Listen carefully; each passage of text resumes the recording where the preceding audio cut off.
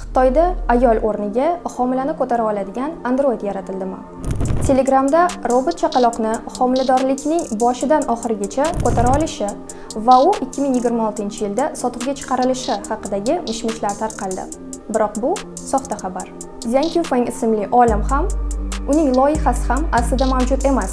NTU universiteti bunday tadqiqotchi ularning sifatida hech qachon bo'lmaganini rasman tasdiqladi.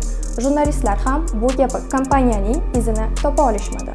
Haqiqiy fan bu haqida nima deydi? Sun'iy bachadon texnologiyalari haqiqatdan ham mavjud, ammo ularning maqsadi robotlashtirilgan homiladorlik emas, balki muddatdan oldin tug'ilgan chaqaloqlarni saqlab qolish va parvarishlashdir. Bundan tashqari, bu tadqiqotlar hozircha dastlabki bosqichda. Xulosa, Android ona bu shunchaki internet afsonasi. Fact Check.uz haqiqat posboni.